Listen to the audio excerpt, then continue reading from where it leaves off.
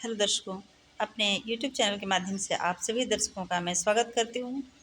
और यदि वीडियो अच्छी लगे तो चैनल को लाइक करिए, सब्सक्राइब करिए और कमेंट बॉक्स में कमेंट भी करिए कि आपको वीडियो कैसी लगी।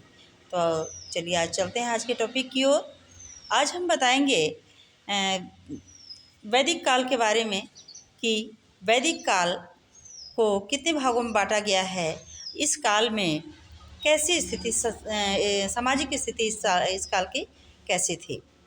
तो वैदिक काल को दो भागों में बांटा गया है, ऋग्वैदिक काल और उत्तर वैदिक काल। ऋग्वैदिक काल में हमारे समाज की स्थिति अच्छी थी, परंतु जो सामाजिक व्यवस्था थी उसको कई भागों में बांटा गया था।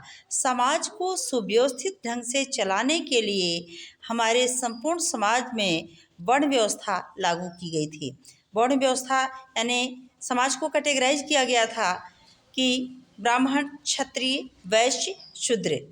तो यह जो बाद सबसे सर्वप्रथम पहले वर्ण व्यवस्था के रूप में था, बाद में यह जाति व्यवस्था में इसके अंतर्गत नियम बनाया गया था कि जो बुद्धिजीवी वर्ग के लोग हैं वो पूजा पाठ से संबंधित, जो कि श्रेष्ठ हैं, बुद्धिजीवी हैं, जिन्हें ब्राह्मण की श्रेणी में रखा गया था, उनका काम रखा गया था पूजा पाठ करना, यज्ञ का अनुष्ठान करना। यहाँ पे राजपूत लोग भी या बड़े बड़े राजा लोग भी ब्राह्मणों की उपस्थिति अनिवार्य मानते थे किसी भी अनुष्ठान में, किसी भी पूजा पाठ के लिए। भगवान श्री राम ने भी यज्ञ कराया था, तो उन्होंने भी रावण को बुलाया था उनके आशीर्वाद प्राप्ति के लिए, पूजन के लिए। तो इस प्रकार से ब्राह्मणों की स्थिति श्रेष्ठ थी हमारे समाज में।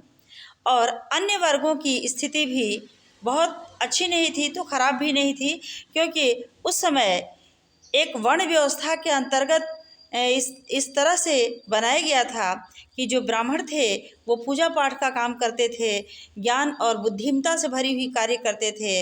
और जो हृष्ट पुष्ट थे, जो कि क्षत्रिय की श्रेणी में रखे गए थे, जो कद काठी से मजबूत थे, वो उनको क्षत्रिय की श्रेणी में रखा गया था।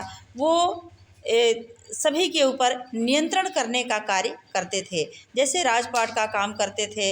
उनका कार्य था आसपास के जो परगना है, राज्य है, गांव है, उनके ऊपर नियंत्रण रखना और उनकी सुरक्षा करना। यह सुरक्षा हेतु बनाया गया था, न कि जाति व्यवस्था को बढ़ावा देने के लिए। और जो बिजनेस व्यापार का काम करते थे, जो कि बड़े बड़े गृहस्थ लोग होते थे, ये वैश्य की श्रेणी में रखे गए। तो इस प्रकार से हमारी सामाजिक व्यवस्था थी। इससे समाज का भरण पोषण ठीक प्रकार से हो सके, इसीलिए व्यवस्था बनाई गई थी। और जो शूद्र से थे, जो कि निम्न वर्ग के थे, शूद्रों को कैसे बनाया गया? जो कि कमज़ोर थे, जो कि निम्न वर्ग के थे, जो कि काले वर्ण के थे, इनको शूद्र की श्रेणी में रखा गया। इनका कार्य था उपरोक्त तीनों वर्णों की सेवा करना। यह उनको निम्न स्तर का समझ करके नहीं बनाया गया था, बल्कि एक सामाजिक व्यवस्था को ठीक प्रकार से संचालित करने के लिए नियम बनाया गया था। बाद में यह जाति व्यवस्था में तब्दील हो गया, बदल गया और धीरे धीरे यह विवाद का रूप लेने लगा। तो यह है हमारे समाज की व्यवस्था वैदिक काल के। और धीरे धीरे ऋग्वैदिक काल से जब उत्तर वैदिक काल में परिवर्तन होने लगा, धीरे धीरे समय बीतने लगा, तो उत्तर वैदिक काल में हमारे समाज की स्थिति बहुत खराब होने लगी।